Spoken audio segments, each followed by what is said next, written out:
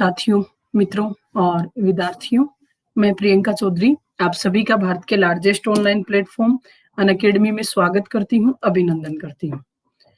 प्यारे साथियों, जो सीरीज हम लोगों ने स्टार्ट कर रखी है रात को 9:55 से लेकर सुबह 11 बजे वाली, इसमें लगातार हम मध्यकालीन भारत के किसी न किसी एक पर्सन को बात कर रहे हैं। कल क्लास नहीं ली रात वाली, तो इसको अभी रिशेड्यूल किया और आज का जो आपका टॉपिक रखा गया है यहाँ पे, वो रखा गया है मोहम्मद बिन तुगलक।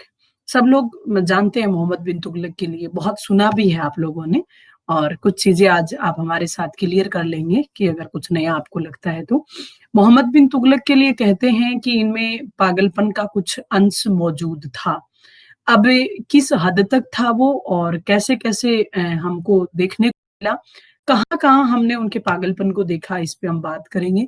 आगे चल के एक ब्रिटिश इतिहासकार हुए एल्फिस्टन महोदय, उन्होंने कहा है ये बात कि मोहम्मद बिन तुगलक में एक पागलपन का अंश मौजूद था। एल्फिस्टन साहब का ये कथन है। अब किस प्रकार से इसमें पागलपन का अंश मौजूद था और कैसे इस वंश की शुरुआत हुई, इस पे हम थोड़ा-सा बातचीत करने का कोशिश करते हैं। Okay, done. रामराज चौधरी जी नमस्कार, Raman Jhajharia ji good morning, Vijay Krishniya ji good morning, Sunil Malav, Naman ji, क्या बात, बड़ा सुंदर नाम है, राखी यादव, हेलो राखी, सोनू सैनी, छाछ राबड़ी वाला कैसे-कैसे नाम लिखते हो सर। अजय कुमार मिठारवाल जी, अच्छा अजय सर भी जुड़े हैं। पहले तो सबसे पहले सर आपको बहुत-बहुत सारी बधाई। सर ने कल 15 लाख की नई गाड़ी निकलवाई है, तो उससे ये साबित हो गया कि अनअकैडमी वाले मेरे से ज़्यादा पैसा गणित वालों को देते हैं ना। और सेकेंडरी बात ये है कि अजय सर हैं, वो गणित के बहुत अच्छे टीचर हैं मित्रों। और जो भी आप में से बच्चे एसएससी, बैंक इन सब चीज़ों की तैयारी कर रहे हैं, वो सर की वाईफ़ाई पे और अनअकैडमी पे क्लास देखा करें। मेरे को तो मैथ आती नहीं, पर हाँ, अगर आप सर से पढ़ोगे तो आपको बड़ा फ़ायदा होगा। और सर बहुत-बहुत सारी आपको शुभकामनाएँ, कांग्रेचुलेशन, मिठाई की हमको प्रतीक्षा रहेगी, भिजवा देना 1 डब्बा हमारे नाम का। कुशल चौधरी जी नमस्कार, आपकी भी भाई परीक्षाएँ आगे खिसक गई हैं कुछ लोगों की। कोमल सैनी जी गुड मॉर्निंग बच्चे। चलिए तो हम स्टार्ट करते हैं मोहम्मद बिन तुगलक के बारे में और देखते हैं इनकी स्थिति क्या है। देखिए, जब हम बात कर रहे थे दिल्ली सल्तनत की, दिल्ली सल्तनत, तो हमने देखा कि दिल्ली सल्तनत में सबसे पहले आया आपका गुलाम वंश।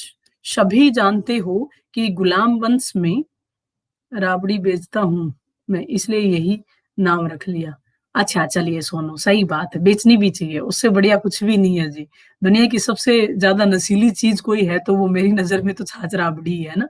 मनीष शर्मा जी नमस्कार।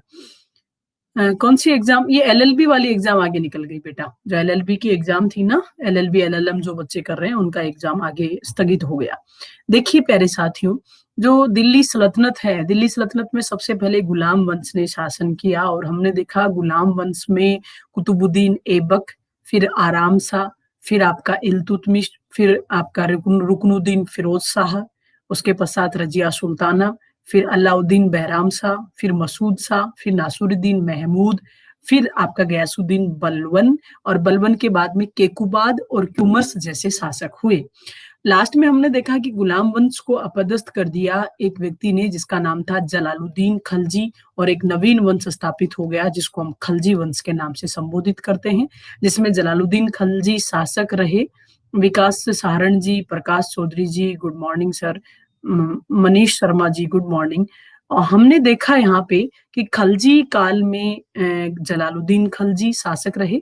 जलालुद्दीन खलजी के पश्चात उनका सबसे योग्य उत्तराधिकारी, उनका दामाद भी, उनका भतीजा भी अलाउद्दीन खलजी शासक बना और अलाउद्दीन खलजी के शासक बनते ही दिल्ली सल्तनत का साम्राज्यवादी जो युग था वो प्रारंभ होता है।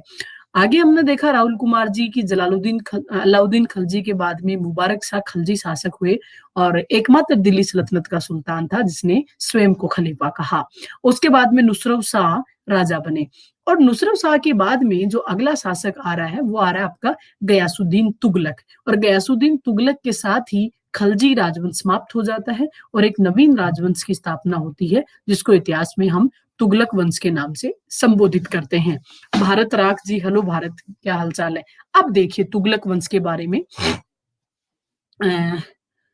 शर्मिष्ठ, शर्मिष्ठ नाम ही नहीं आ रहा जी, शर्मिष्ठ ही है शायद, शर्मिष्ठ शर्मा है ना। देखिए, तुगलक काल में एक तो मैं आपको ये बताना चाह रही थी कि ये जो दोनों राजवंश थे ना, चाहे गुलाम वंश की बात करें, खलजी राजवंश, थोड़े से कट्टर हैं। और कट्टर मतलब किनके प्रति? हिंदुओं के प्रति। हिंदुओं के प्रति इनकी पॉलिसीज थी, वो भी थोड़ी मजबूत रही। लेकिन तुगलक काल से एक नवीन प्रकार का इतिहास हम देख पाएंगे। तुगलक काल से हमको संस्कृति के बीज नजर आएंगे।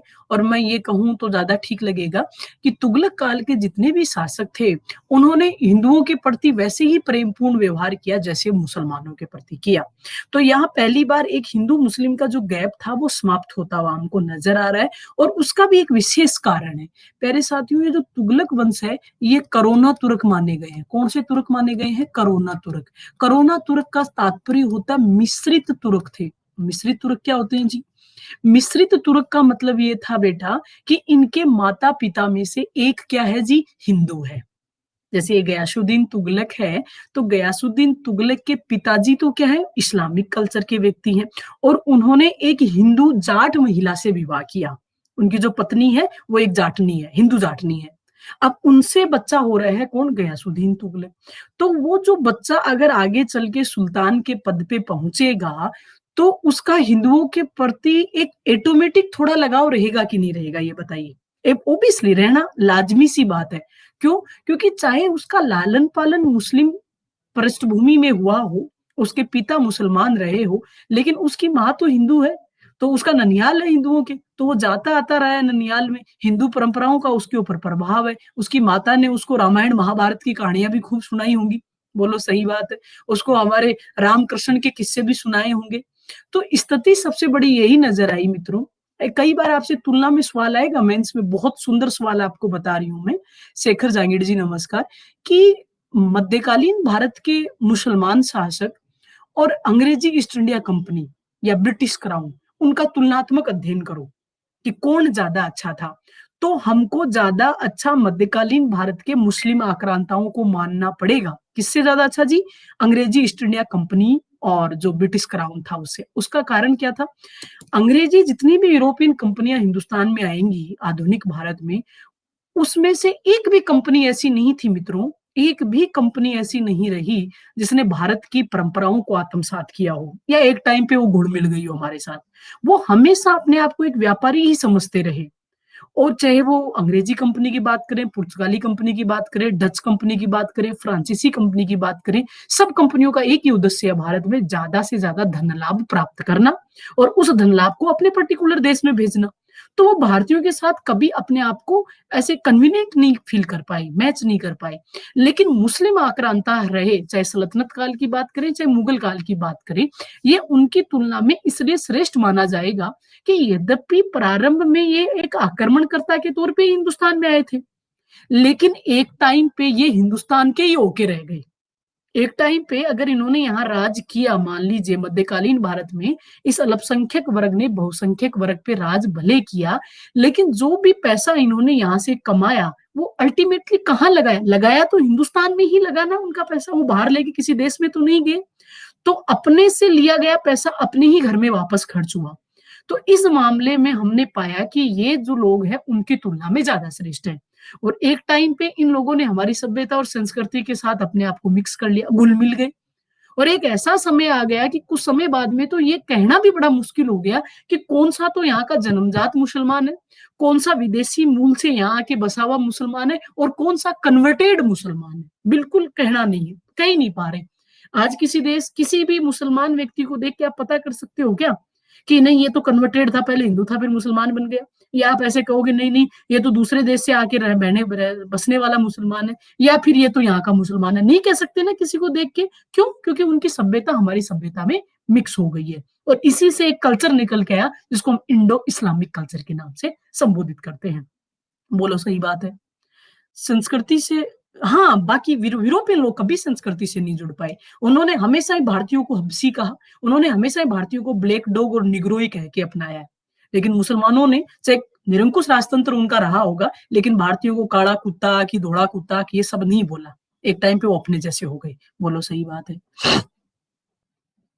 है ना? कन्वर्टेड तो बिल्कुल नहीं पता लगा सकते ना, बस यही तो कहना चाह रही हूँ। सेनोरिटा जी नमस्कार। शेखर जांगीड़ जी, हाँ, बिल्कुल जी। तो चलिए ठीक है, मतलब मेरी गहरी-गहरी बातों को आप पकड़ रहे हो और ये मेरे लिए बहुत सौभाग्य की बात है। आगे देखिए, बस हाँ, मध्यकालीन भारत की एक खास बात यही है, अगर आप थ्योरीज़ को बहुत मजबूती से पकड़ पाओगे, तो मध्यकालीन भारत जितना सरल विषय कोई नहीं है। सब चीज़ें यूँ टकाटक हल होती हुई चली जाएँगी। लेकिन अगर आप इसको थोड़ा बोरिंग रूप में लोगे तो फिर नहीं समझ में आएगा। तो हर क्लास लिया करो और अच्छे ही टॉपिक आपके करवाए जा रहे हैं और उम्मीद करती हूँ थोड़ी देर बाद में आपको ये तुगलक वंश समझ में आएगा।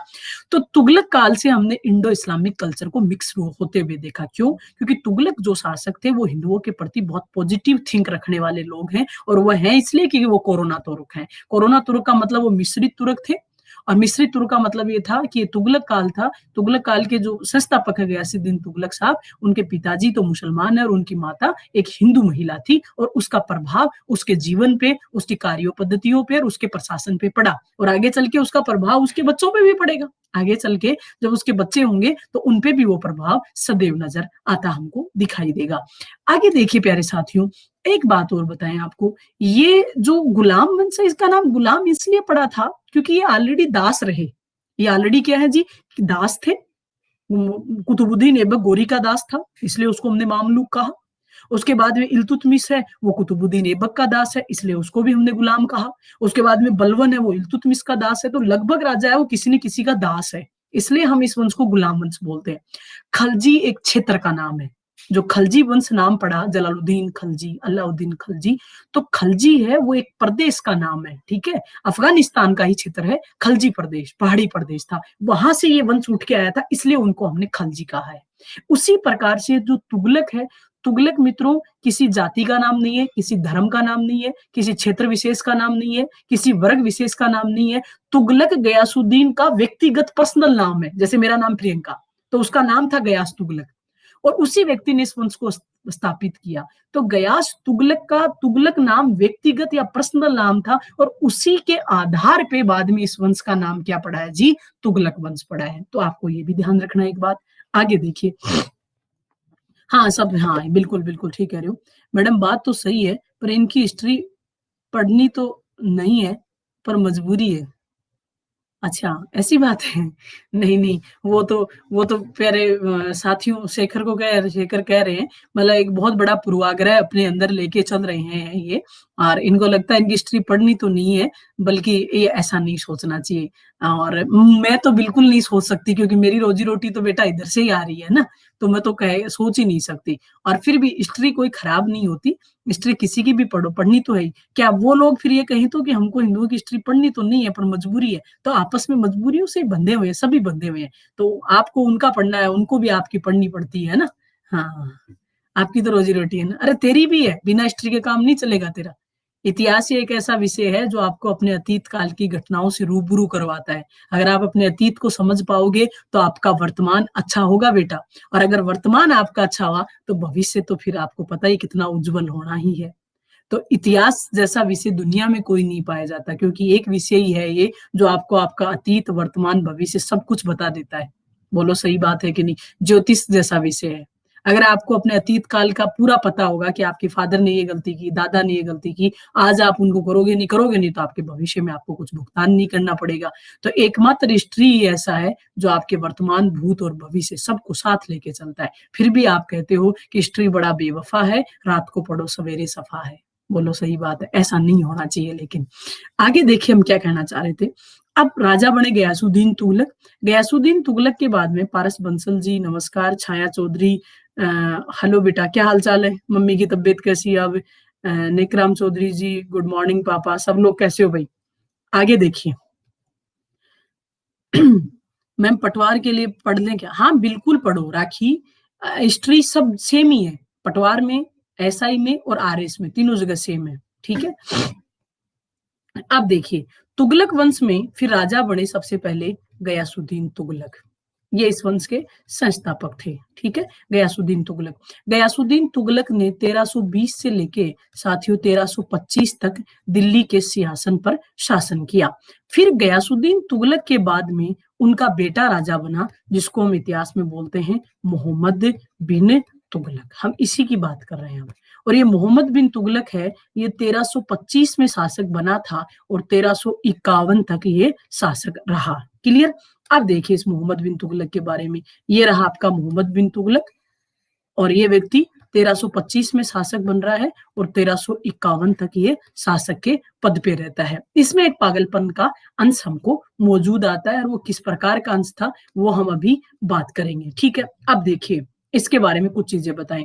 प्यारे साथियों, एक चीज तो ये कि किसका बेटा है ये गयासुद्दीन का बेटा है, ये गयासुद्दीन तुगलक का बेटा है। इतिहास में इसके कुछ और भी नाम मिलते हैं।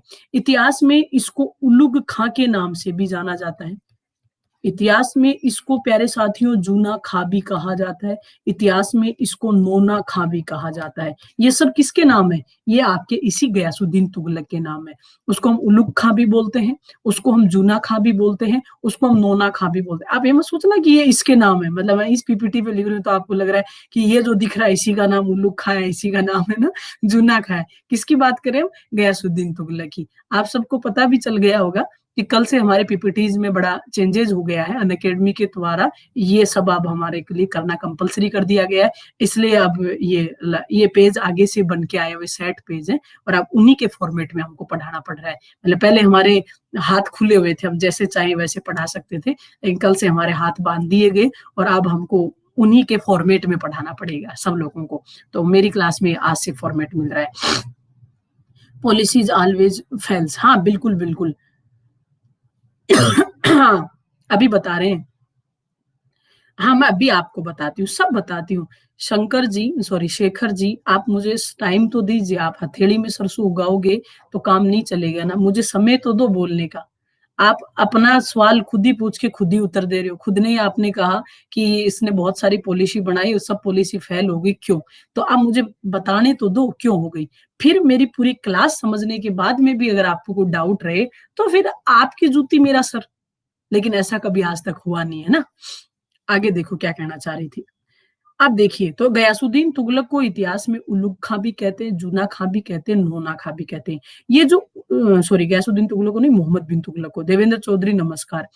ये जो उलुग खां उपाधि दी है मोहम्मद बिन तुगलक को, ये इसके पिताजी यानी गयास तुगलक ने दी है। मोहम्मद बिन तुगलक को उलुग खां की उपाधि अपने पिता से मिली, और उलुग खां का मतलब होता है बेटा दुनिया का सुल्तान। उलुग खां का सामान्य तात्पर्य क्या होता है कि जो दुनिया का सुल्तान है वही क्या है जी? उलुग खां है, यानी मोहम्मद बिन तुगलक है। अब देखिए दुनिया का सुल्तान था कि नहीं।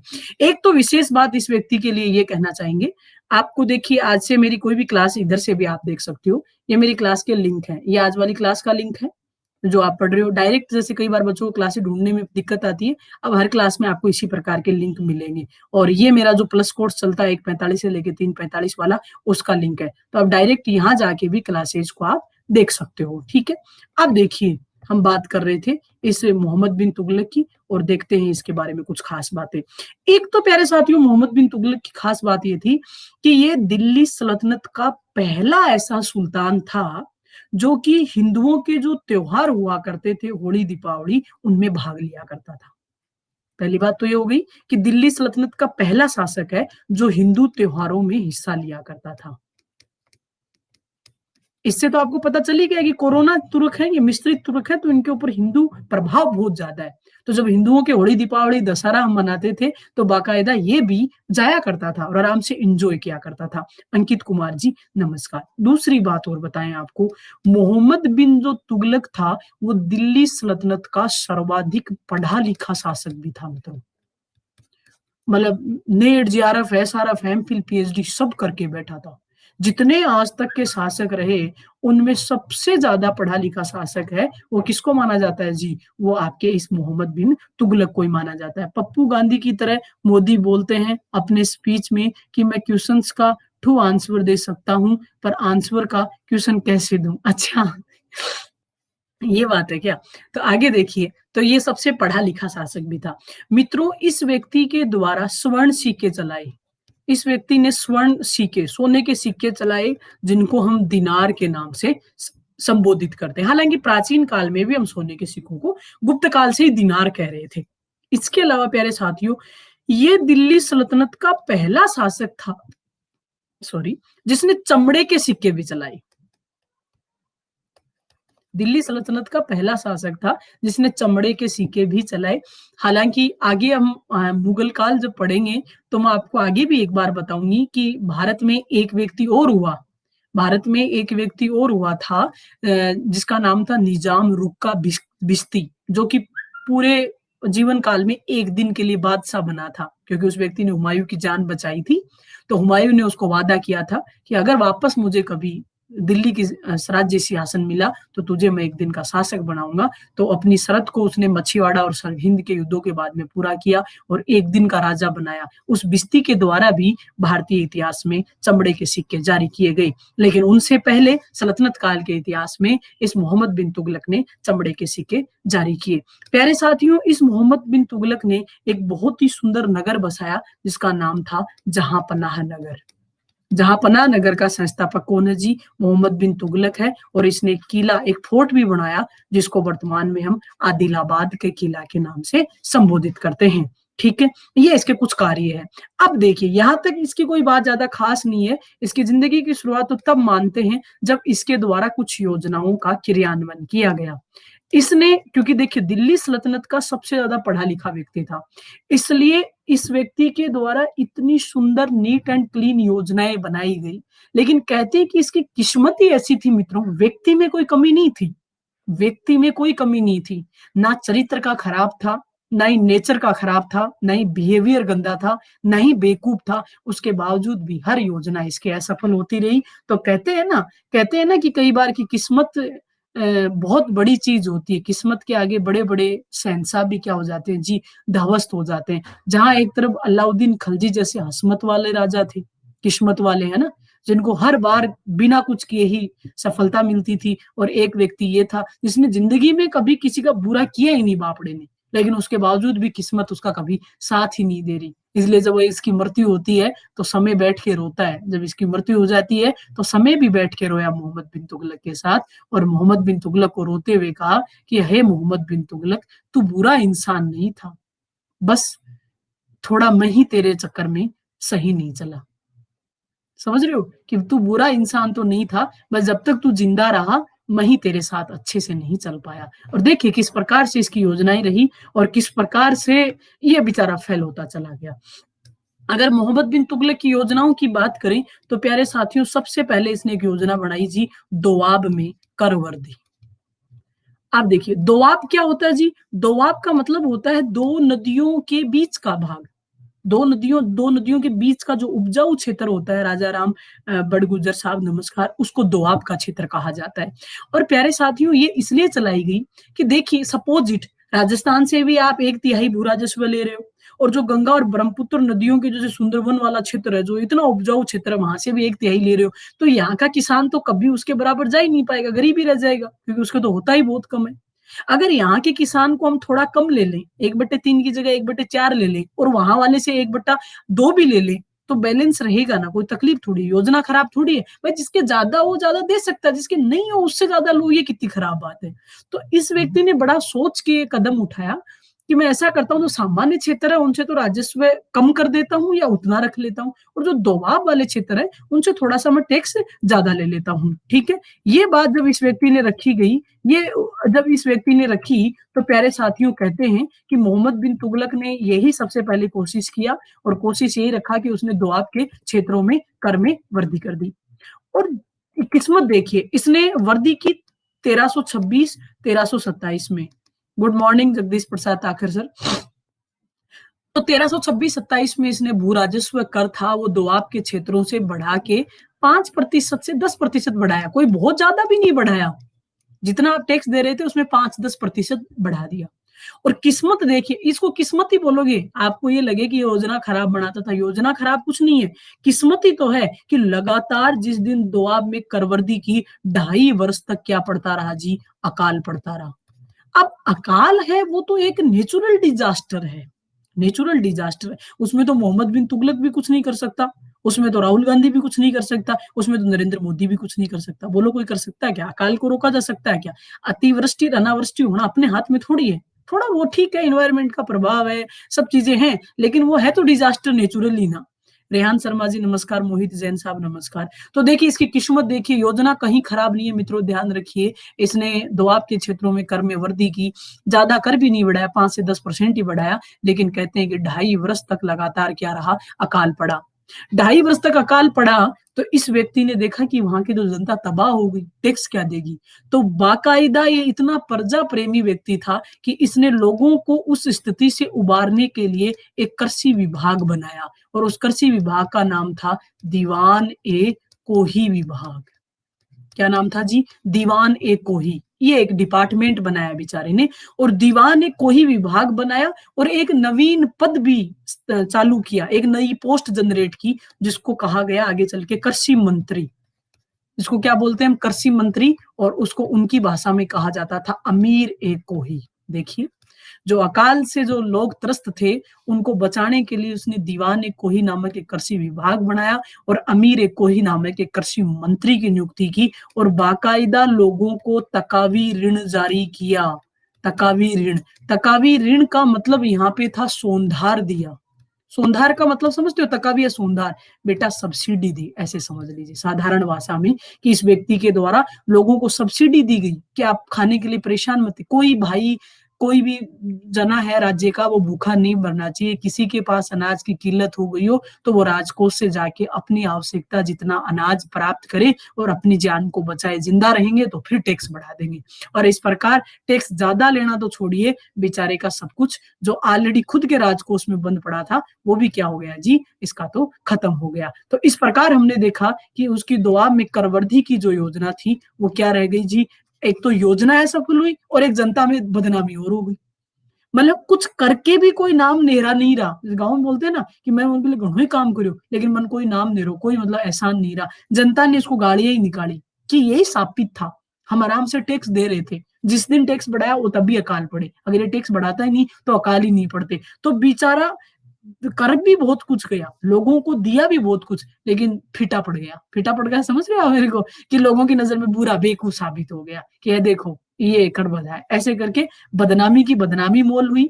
ठीक है, पूरे साम्राज्य में थोड़ा सा ये मान के चलो रेपुटेशन में भी कमी आई, और राजकोष भी बेचारे का खाली हो गया। आगे देखिए जी, हाँ जी क्या कमेंट भेजी है, चमक उठी, हाँ बिल्कुल सही बात है। आज भाई झांसी की रानी लक्ष्मीबाई है, उनकी जयंती है, और वो बात सबको याद आती है। चमक उठी सन 57 में, वह तलवार बहुत पुरानी थी, खूब लड़ी मर्दानी, वो तो झांसी वाली रानी थी। और बेटा झांसी वाली रानी की एक बात और बताऊं, कि जब जनरल ह्यूरोज ने ग्वालियर और जो झांसी के क्षेत्र में रानी लक्ष्मीबाई को पराजित किया, जनरल ह्यूरोज ने उसके विद्रोह को दमन किया था, वो तात्या टोपे वगैरह के साथ सन 57 की क्रांति में कूदी हुई थी। तो कहते हैं कि जब जनरल ह्यूरोज ने मतलब उनसे मुठभेड़ करते हुए जब मृत्यु को प्राप्त हो गई ये वीरांगना, तो जनरल ह्यूरोज के भी कहते हैं कि कदम पीछे हट गए, और जनरल ह्यूरोज ने एक बात बोली कि यहाँ सोए हुए जो मतलब लाशें पड़ी हैं, सोए हुए जो क्रांतिकारी है ना, मतलब जो खूब सारे लोग मर गए थे, उनमें एकमात्र अगर कोई वीर है तो वो झांसी की रानी लक्ष्मीबाई है। कि मैं उसको उसकी बॉडी को देख के, उसके युद्ध कौशल को देख के, उनके द्वारा किया गया जो संघर्ष उसको देख के कोई कह ही नहीं सकता कि वो एक महिला थी। और प्यारे साथियों हमने देखा कि बिरदिस कादिर एक छोटे से बच्चे को लेके और वो शहीद होती चली गई, और बड़ा नाम कर गई पूरे दुनिया में अपना, और झांसी का भी सदैव सदैव के लिए नाम रहा। खैर, तो पढ़ाएंगे आपको मॉडर्न इंडिया में झांसी किसी दिन। आज फिर हर दिल में जिंदा है झांसी वाली रानी, बिल्कुल जिंदा है, बिल्कुल। मैं कह रही हूँ ना, जनरल विरोध जैसा अंग्रेज ऑफिसर कह रहा है कि यहाँ सोई हुई जो लाशें हैं उनमें एकमात्र कोई क्रांतिकारी वीर पुरुष है तो वो झांसी की रानी लक्ष्मीबाई है। तो बड़े पुरुषों के साथ उसकी तुलना यहाँ पे की गई। देखिए, तो एक तो इसकी योजना रही दोआब में करवर्दी, जो क्या हो गई जी, असफल योजना हो गई। दूसरी योजना देखिए बेचारे ने, दूसरी योजना बनाई फिर, और दूसरी योजना क्या बनाई जी, राजधानी परिवर्तन। राजधानी को चेंज किया, 1326-27 के आसपास की बात है। और देखिए इस व्यक्ति के द्वारा सबसे पहले, तो आपको पता है इनकी पहले राजधानी क्या थी जी, दिल्ली थी। पहले लाहौर थी सबसे पहले कुतुबुद्दीन ऐबक के टाइम में, फिर इल्तुतमिश दिल्ली ले गया। इस कुतुबुद्दीन ऐबक के द्वारा एक काम किया गया, जो देवगिरी थे ना, देवगिरी, आपको याद ही है देवगिरी में यादव वंश था, यादव वंश मैंने आपको पीछे बताया है, जिसके संस्थापक रामचंद्र देव जी थे। और रामचंद्र देव के टाइम में अलाउद्दीन जो खलजी का सेनापति था जिसका नाम क्या था जी, मलिक काफूर। मलिक काफूर, इस मलिक काफूर ने देवगिरी पे अधिकार कर लिया था, याद है आपको। मोहम्मद बिन तुगलक ने इस देवगिरी का नाम बदला। देवगिरी का मतलब तो देवताओं का स्थान है ना, देवताओं की पहाड़ी। इसका नाम इस्लामिक नाम किया दौलताबाद। नाम क्या रखा जी, देवगिरी का नाम दौलताबाद। ये कहाँ पड़ता है जी, महाराष्ट्र के आसपास के हिस्सों में पड़ता है। और अब इसने फैसला लिया कि मैं मेरी राजधानी को स्थानांतरित करूं, और मोहम्मद बिन तुगलक ने राजधानी दिल्ली से कहाँ स्थानांतरित कर ली जी, इसी दौलताबाद में स्थानांतरित कर ली। अब आपको एक बात बताइए, जब राजधानी स्थानांतरित अगर होता है तो धन का अपव्यय होगा कि नहीं भाई, बहुत सारा धन नई राजधानी को बनाने में लगेगा कि नहीं भाई, वहां पे पूरा शहर बसाना पड़ेगा जाके, तो बहुत सारा पैसा लगेगा। दूसरा, वो इस बात को भूल गया कि जो धनव्यय तो होगा वो होगा ही होगा, लेकिन आप अपनी पूर्वजों की पुरखों का जो घर बंगला या जो गड़ी मोहल्ला होता है उसको आसानी से छोड़ जाओगे क्या, बताना। परवेज असलम जी सलाम वालेकुम। नहीं ना, आज भी लोग गांवों में अपने घर परिवारों को, अपने खेतों को धरती माँ के बराबर मानते हैं। आज भी आपको ऐसे ऐसे खानदान नजर आएंगे कि जिनको छोड़े हुए गांव बरसों हो गए, वो गांव नहीं रहते, लेकिन ऐसा नहीं अपनी पैतृक जमीन को बेच दे, नहीं बेचते ना बहुत सारे लोग। और गांव में कोई अपनी जमीन को बेच देता तो चाहे वो कितना ही करोड़पति हो, लोग उसकी इज्जत नहीं करते, पीछे से उसकी बातें बनाते हैं कि यार कैसे लोग हैं, क्या मतलब है इनका पैसे का, जमीन को बेच के, माँ को बेच के तो पैसा कमाया इन लोगों ने। ऐसी हमारे गाँव में आज भी ये थ्योरी चलती है, आज भी है। मैं मेरी माँ को कई बार बोल देती हूँ कि माँ ये 150 बीघा जमीन है, रहना किसी को नहीं, बेच चलते हैं इनको जयपुर। तो मेरी माँ ऐसे बोलती है, तेरे जार तेरा अगले घर में करना है ये सब, यहाँ दोबारा बोल दिया तो खड़े चौराहे पे जला दूंगी। तू आई जो आज तक तेरे बाप दादाओं ने कभी सोचा नहीं, और तू घनी बडेरी हो गई हो कि जो जमीन बेचने के लिए तैयार हो गई, भीख मांग ले रोड पे खड़ी होगी अगर तेरे को ऐसा लग रहा है तो। मतलब गाँव में लोग ऐसा सोचते हैं, ये मैं मेरी परिवार की बात नहीं कर रही, और मैं हमारी कल्चर की बात बता रही हूँ। तो बहुत जोर पड़ रहा है इसको। इवन इसकी खुद की रानियां हैं, पटरानियां हैं, इनके सामंत हैं, सेनापति हैं, वो भी नहीं जाना चाहते दिल्ली छोड़ के कि सर हम दूसरी जगह नहीं जाके सेट होंगे। लेकिन जबरदस्ती इसने फोर्सफुली किया तो आधे से लोग तो चले गए और आधे से नहीं गए, और फिर जाके इसको लगा, समझ में आया कि अरे तो गड़बड़ हो गई। लोग जब मन से जाना ही नहीं चाह रहे तो वहां का क्या डेवलपमेंट होगा। और लोग देखो, एक चीज और होती है, माया जी, माया पारिक जी नमस्कार। जैसे राजधानी परिवर्तन कई लोगों ने की, लेकिन एक सिस्टम से करो आप। जैसे अगर राजधानी परिवर्तन सक्सेस कब हो जाती, जैसे वो दिल्ली को राजधानी रखता और दूसरी राजधानी बना लेता क्या, देवगिरी, और लोगों को यही विश्वास में लेता कि अपनी फर्स्ट राजधानी दिल्ली है, हम तो चाहते हैं देवगिरी भी राजधानी रख लें, उधर भी थोड़ा डेवलपमेंट हो जाए, और फिर स्लोली स्लोली वो देवगिरी की तरफ लोगों को लेके जाता, देवगिरी को डेवलप करता। तो हो सकता है एक टाइम पे ये होता कि देवगिरी सक्सेस हो जाती। या प्यारे साथियों, जनता तब मान लेती है कि मान लो दिल्ली के चारों तरफ कोई दुश्मन सेना का बड़ा अटैक हो रहा है, या प्रतिद्वंदी आपके ज्यादा है और आपको नुकसान पहुंचा रहा है, आपकी प्रजा को नुकसान हो रहा है, तो आप जनता को विश्वास लो कि मैं आप लोगों की रक्षा के लिए, आप लोगों को बचाने के लिए, फला व्यक्ति का यहाँ मुसीबत है, फला व्यक्ति का यहाँ डर है, इसलिए मैं आपको लेके चल रहा हूँ। तो जनता चल भी लेती कि देखो राजा हमारा कितना अच्छा है, ये हमारे भले के लिए हमको लेके जा रहा है। लेकिन राजा जनता को विश्वास में ही नहीं ले रहा, जनता को विश्वास में नहीं लिया गया, और उसने डिसीजन दे दिया कि ये लोग राजधानी चेंज करते हैं। हालांकि बेचारे ने सोचा तो सब कुछ ठीक ही है कि उसको पता है दिल्ली के चारों तरफ क्या है कि दुश्मन है, वो आंखें गड़ा के बैठे, चारों तरफ षड्यंत्र रचे जा रहे हैं दिल्ली। तो वो चाह तो सही रहा है, लेकिन उसका क्रियान्वयन सही नहीं कर पाया। उस योजना तो ठीक बनाई पर उसके इम्प्लीमेंटेशन में गड़बड़ हो गई, और गड़बड़ हो गई तो योजना असफल हो गई। जनता गई ही नहीं कि चाहे सूली चढ़ा दो, हम तो नहीं जाएंगे दिल्ली छोड़ के, और अल्टीमेटली बहुत सारा नुकसान उठाना पड़ा, और वापस राजधानी को दौलताबाद से कहाँ लाना पड़ा, दिल्ली लाना पड़ा। तो इससे जनता में बदनामी, अविश्वास, इज्जत खराब, और पैसा का पैसा गया। दूसरी योजना भी क्या हो गई बेचारे की, असफल हो गई। बोलो सही बात है, दूसरी योजना भी क्या हो गई, असफल योजना हो गई। देखिए मित्रों, ये रहा, ये मोहम्मद बिन तुगलक है। अच्छा, एक दो चीजें और बता देती हूँ आपको मोहम्मद बिन तुगलक के लिए। ये जो मोहम्मद बिन तुगलक है, इसको आगे चल के हमारे इतिहासकार आएंगे, एक का नाम है हेनरी इलियट, एक इतिहासकार है, और एक इतिहासकार है एल्फिस्टन। इन दोनों लोगों ने इसके लिए एक बात लिखी, और बात क्या लिखी, तुगलक दिल्ली सल्तनत का सबसे बुद्धिमान बेवकूफ था। बात समझे, तुगलक दिल्ली सल्तनत का सबसे बुद्धिमान बेवकूफ है। सबसे बुद्धिमान तो क्यों है भाई, सबसे ज्यादा पढ़ा हुआ था, बुद्धिमान और बेवकूफ क्यों बताया गया जी? क्योंकि जो भी बेचारे ने योजना बनाई सब क्या हो गई? असफल हो गई। दूसरी बात, इस एल्फिंस्टन ने इसलिए इसके लिए कहा था कि जो सुल्तान था उसमें क्या था जी? पागलपन का अंश मौजूद था। दौरे पड़ते थे और पागलपन में ऐसी-ऐसी योजनाएँ बना देता था जो कि धरती पे उनका कोई अस्तित्व संभव नहीं है। ऐसे जो फैंटम टाइप की स्टोरियाँ होती है ना, जैसे जो हम बोलते हैं काल्पनिक कहानियों में जीते हैं। पहले हम सीरियल देखा करते थे, फैंटम एक सीरियल आया करता था ना, कल्पना लोक में, कि मैं ऐसे रात को सोच के सोऊँ, आहा हा! कल ऐसे हो जाएगा और कल ऐसे हो जाएगा, जिनका आँख खुलने के बाद में कोई वजूद नहीं है। पर सोच सकती हूँ, मेरी सोच पे क्या है? कुछ भी सोच सकती हूँ मैं। तो वैसे ही ये सोचा करता था और अपनी सोच को ये योजनाओं में ले आता था और योजनाएँ क्या होती थी जी? असफल हुआ करती थी, ये कहा गया। प्यारे साथियों, इसको आगे चल के जैसे हमारे एक आधुनिक काल के इतिहासकार हैं आशीर्वाद लाल श्रीवास्तव। आशीर्वाद लाल श्रीवास्तव ने बहुत सुंदर किताबें लिखी हैं। ए.एस. श्रीवास्तव ने इसके लिए लिखा कि यह अंतर्विरोधों का विस्मयकारी मिश्रण था। अंतर्विरोधों का कौन से विरोधों का जी? अंतर्विरोधों का विस्मयकारी मिश्रण। विस्मयकारी का मतलब होता है आश्चर्यचकित करने वाला मिश्रण था। क्यों जी? अंतर्विरोध कैसे नज़र आ रहे हैं? पहले तो योजनाएँ बनाता था खूब और फिर योजनाएँ असफल हो जाती थी। पहले तो खड़ूस एकदम भयंकर निरंकुश शासक की तरह योजनाएँ बना देता था कि जिसको मेरे राज्य में रहना वो योजना माननी पड़ेगी। और बाद में जब योजना असफल हो जाती थी, तो लोगों से हाथाजोड़ी करता फिरता रहता था कि आप मरो मत लो, आप ये अनाज ले लो दीवाने कोई विभाग से, आप राजधानी चेंज नहीं करना चाहते, कोई बात नहीं यहीं रख लो। तो मतलब समझ में ही नहीं आता था कि कब इसको गुस्सा है और कब ये व्यक्ति राजी हो गया। तो अंतर्विरोधों का विस्मयकारी मिश्रण इसमें हमको नज़र आता है कि कभी एकदम निरंकुश तानाशाही नज़र आता है और कभी ये जनता से भी ज़्यादा भोला-भाला पंछी ऐसे देख के दया आ जाए कि अरे बेचारे इस राजा को हम परेशान कर रहे हैं, ऐसा ये व्यक्ति नज़र आता है। प्यारे साथियों, आगे चल के और भी इसके लिए कहा गया कि कभी-कभी तो ये रक्त प्यासा नज़र आता था और कभी-कभी क्या नज़र आता था जी? परोपकारी नज़र आता था। अब रक्त प्यासा का तो मतलब समझ रहे हो, ज़बरदस्ती लोगों पे योजनाएँ क्रियान्वित करने के लिए फ़ोर्स डाल रहा है और फिर जब लगता था सब गड़बड़ा गया, तो फिर राज्य के गेट ही खोल देता था कि जिसको जो धन चाहिए, संसाधन चाहिए, यहाँ से ले जाओ, है ना? तो बड़ा मूडी मतलब एक एक इसके अंदर एक मैडनेस है ना, एक पागलपन मौजूद है। तो रक्त पिपासा है और परोपकारी शासक तो है ही।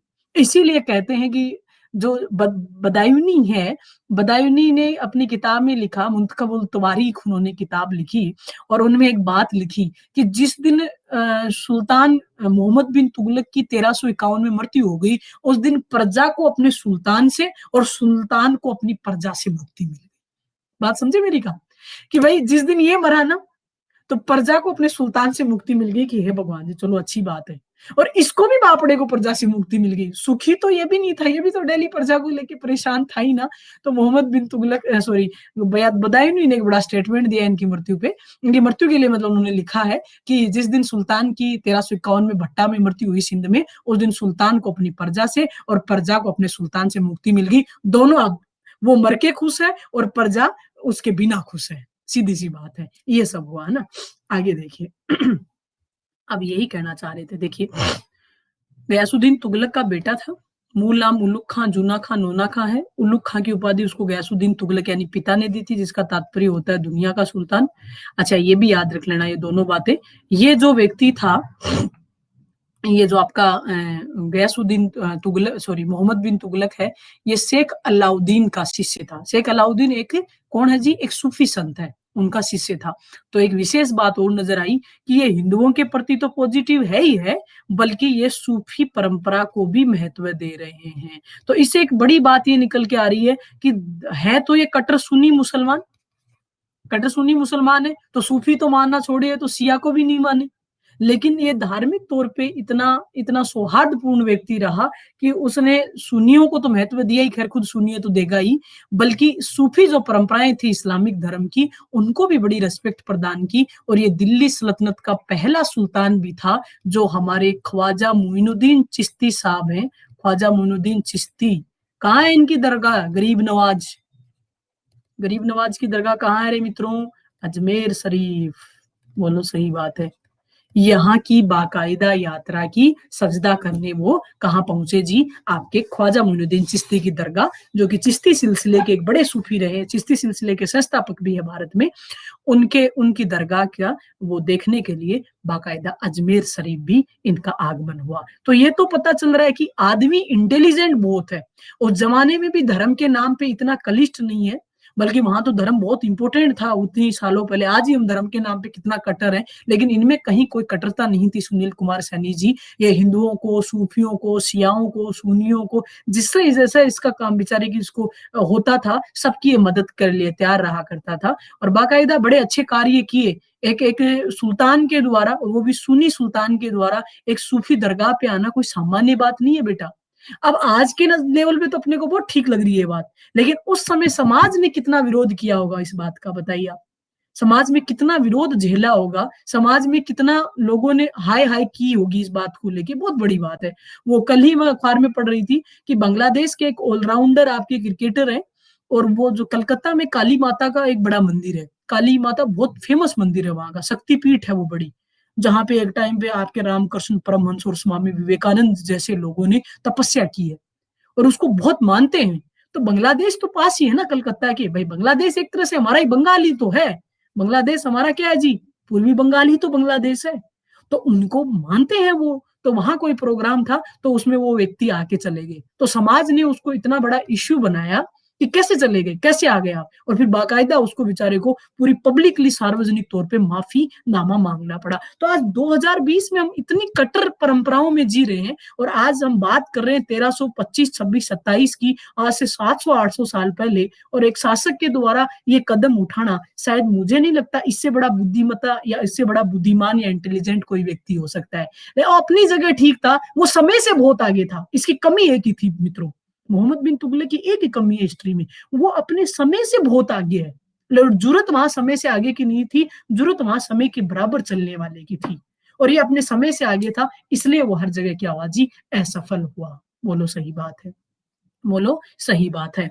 हाँ आगे देखो ना, दूरदर्शी क्यों नहीं था, मैं तो कह रही हूँ समय से बहुत आगे था, दूरदर्शी तो था ना, समय से बहुत आगे था, लेकिन जरूरत वहां समय से आगे लोगों की नहीं थी, जरूरत तो वहां उतने ही लोगों की थी जो समय के बराबर चले, और ये समय से आगे चल रहा था, और इसलिए बेचारे की सब चीजें गड़बड़ा गई। देखिए अब इसमें ये बिन जो मोहम्मद बिन तुगलक थे, वो शेख अलाउद्दीन एक सूफी हैं, उनके क्या हैं जी, शिष्य हैं। बिन मोहम्मद बिन तुगलक सल्तनत का पहला शासक था जो अजमेर शेख मोइनुद्दीन चिश्ती की दरगाह पर आया था।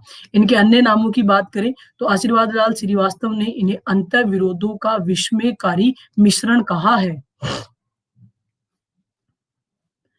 अपनी अपनी अंत विरोधों का विस्मयकारी मिश्रण कहा है। अगली बात, इसे रक्त का प्यासा, इसे शेखर जी आप गलत चीजों को लेके और इस क्लास में आ रहे हो, और लगातार मैं कोशिश कर रही हूँ आप पूर्वाग्रहों से ऊपर उठो, पर आप भी क्या है कि समय से बराबर चल रहे हो, आगे निकलो। आप कह रहे हो मैडम अपनी योजनाओं पर ये दूरदर्शी नहीं था, मुझे एक आप उत्तर बताइए, अगर इस व्यक्ति के द्वारा दोआब में करवर्दी की गई तो दूरदर्शी था, तभी तो कर में वर्दी की कि उस क्षेत्र से ज्यादा टैक्स आएगा।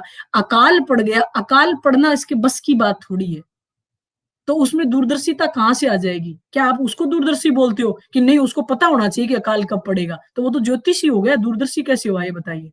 भाई मैं कोई योजना बनाऊं, आज के हिसाब से बनाऊं, और आगे की 5 साल को सोच के बनाऊं, लेकिन लगातार 5 साल अकाल पड़े, तो उसमें मेरी दूरदर्शिता का क्या हो सकता है? फिर वो असफल ही होगी, चाहे कोई भी हो। फिर आप ये कहो कि वो दूरदर्शी नहीं है, तो ये गलत बात हो जाएगी, पहली बात तो ये। दूसरी बात, ये राजधानी चेंज कर रहा है तो ये दूरदर्शिता का ही परिचय दे रहा है, क्योंकि वो जो दिल्ली जो सेंटर है, वो आज विरोधियों का क्या गड गड बन गया है। वहां चारों तरफ लोग क्या है, नजरें ऐसे गिद्ध की तरह लगा के बैठे हैं, और जब भी उनको लगता है कभी किसी विश्व कन्याकार साम्राज्य में प्रवेश करा रहे हैं, कभी समाज साम्राज्य के लोग हैं उनको पैसे में खरीदने की कोशिश कर रहे हैं ना, तो चारों तरफ षड्यंत्र हो रहे हैं, वहां पे गुप्तचरों को राज्य में घुसाया जा रहा है। तो ये सोच तो यही रहा है कि अगर मैं राजधानी चेंज ले जाऊंगा, दूर ले जाऊंगा, तो जो भी विरोधी जो लोग मेरे प्रतिद्वंदी लोग हैं, उनको उस जगह आके उसकी भौगोलिक स्थितियों को समझना और अपने आप को वहां स्टेबल करने में टाइम लगेगा, तब तक मैं मेरी स्थिति मजबूत कर लूंगा। तो दूरदर्शी तो बहुत है, लेकिन उसको ये नहीं पता कि जो पब्लिक है ना, वो समय के बराबर चलने वाली है, समय से आगे नहीं चलती। तो समय से आगे नहीं चलती तो फिर क्या हो जाएगा जी, तो क्या हो जाएगा, तो उसको ये इस मामले में हम कह सकते हैं कि वो लोगों की सोच के अकॉर्डिंग नहीं चल रहा, वो बहुत आगे है समय से, और पब्लिक है वो वहीं पड़ी हुई है, इसलिए जाके गड़बड़ा जाती है। आगे देखो, आप मुझे थोड़ी देर बाद में ये कहोगे शेखर साहब, आप 2 मिनट बाद में मैं अगली योजना जब बताऊंगी तो आप ये कहोगे मैम इससे ज्यादा दूरदर्शी दुनिया में आज तक कोई सुल्तान हुआ नहीं होगा। आप ताज्जुब कर जाओगे कि मैम ऐसी योजना भी कोई शासक सोच सकता है क्या उस जमाने में? ये बात अलग है, बापड़ा फेल हो गया। हाँ, उसका भी एक कारण है। चलो देखते हैं, थोड़ी-सी देर आप कंटिन्यू करते हैं। आगे देखिए, इसे रक्त का प्यासा और परोपकारी शासक भी हम कहते हैं। क्लियर? बदायूंनी ने इनके बारे में लिखा, सुल्तान को उसकी प्रजा से और प्रजा को अपने सुल्तान से मुक्ति मिल गई। कब? उनकी मृत्यु के बाद की बात है। ये प्रथम सुल्तान था, ये भी ध्यान रखिए। देखिए दूरदर्शिता देखिए। जिसने अकाल की इंडेक्स बनाई, अकाल संहिता पहले ही बना ली थी कि अगर अकाल जैसी स्थिति आएगी तो हमको क्या-क्या करना चाहिए। उस जमाने में अकाल के बारे में सोचना और कि अकाल जब पड़ेगा तो मैं मेरी जनता को कैसे उबारूँगा, ये सामान्य बात थी क्या? मौर्य प्रशासन जो दुनिया के सबसे महान प्रशासनों में एक माना जाता है, 12 साल तक अकाल पड़े तो चंद्रगुप्त मौर्य के हाथ-पाँव फूल गए और वो दीक्षा लेके भद्रबाहु के साथ दक्षिण में स्वर्ण-बेलागोला जाके बैठ जाता है और वासलेखना के द्वारा शरीर त्याग देता है। काश वो कुछ अकाल के लिए संहिता तैयार करते ताकि पब्लिक पीछे से बच पाती। और बाद में भद्रबाहु जब वापस लौटते हैं 12 साल बाद में, तो स्तुलभद्र पे चिल्लाते हैं कि तूने मेरे जाने के बाद में धर्म में चेंज कैसे कर दिया? धर्म में चेंज कैसे कर दिया जैन धर्म में? तो फिर स्तुलभद्र यही बोलता है, तो क्या मैं आपकी तरह पूरी प्रजा को लेके वहाँ चला जाता क्या? तो फिर तो या तो यहाँ रहते हम और चेंज नहीं करते तो मर जाते सब लोग। तो हमने हमारे अकॉर्डिंग ठीक ही किया ना यहाँ पे, अपने आप को बचाना भी तो ज़रूरी है। धर्म बाद में, मानव धर्म सबसे पहले होता है। इंसान को बचाना पहली ज़िम्मेदारी है और उसको बचाने के लिए मुझे धर्म में चेंज करना पड़ा तो मैंने क्या गलती की? मैं नहीं मानता तेरे। और जैन धर्म 2 भागों में बँट गया, श्वेतांबर और दिगंबर। बोलो बट गया है कि नहीं? बटा ना? खैर ये बात है। तो बहुत सारी चीज़ें होती हैं, तो ये अकाल संहिता इस व्यक्ति ने बनाई, उस ज़माने में आज से इतनी साल पहले इसका बहुत सराहनीय प्रयास था। और आज भी आप सब जानते हो, छोटे-छोटे डिज़ास्टर होते हैं ना यहाँ, तो आज जो हम बहुत पावरफुल सरकारें मानते हैं, जो कि बहुमत की भी मानते हैं कि बहुमत लेके बैठी है, हाथ-पाँव फूल जाते हैं, मैनेजमेंट नहीं हो पाता। और फिर क्रॉस क्वेश्चन लगते हैं कि अरे जब पता ही है बारिश का मौसम आ रहा है तो बाढ़ आ सकती है, तो पहले ही वहाँ रेस्क्यू अभियान चालू करके रखो ना, पहले ही वहाँ पे व्यवस्था रखो ना। तो आज 2020 में हम स्थिति को कंट्रोल नहीं कर पाते। आप सोचो कि 1325 में इस व्यक्ति ने अकाल संहिता बनाई, तो इससे ज़्यादा दूरदर्शी क्या होगा ये बताइए मुझे? लेकिन ये समय से आगे है, बस इसकी कमी क्या है? ये समय से आगे था। आगे देखिए, प्यारे साथियों, इनकी योजनाओं में मोहम्मद बिन तुगलक ने दोआब में करवर्दी की थी और ये मैंने पूरी बताई। तकावी ऋण दिया सोनधार, दीवान ने कोई विभाग बनाया और अमीर कोई नामक एक व्यक्ति को नियुक्त किया, लेकिन वो बेचारे की योजना असफल हो गई। अगली योजना देखिए इसकी, तीसरी योजना थी इसकी सांकेतिक मुद्रा का प्रचलन। सांकेतिक मुद्रा का प्रचलन। देखिए आप कितनी दूरदर्शी और ये कितना आगे व्यक्ति है, सोचिएगा। प्यारे मित्रों, इसने 1329 1330 के आसपास की बात है। इसको एक बात महसूस हुई कि पूरे विश्व लेवल की अगर बात करें, तो पूरे विश्व स्तर पे चांदी की धीरे-धीरे क्या हो रही है जी? कमी हो रही है। क्यों? क्योंकि चांदी को एक तो लोग आभूषणों के रूप में इस्तेमाल कर रहे हैं और गुराइया जी नमस्कार। और दूसरी बात है, चांदी की मुद्राएँ आ रही हैं। कारसापण और शतमान जो सिक्के हुआ करते थे, वो चांदी के होते थे।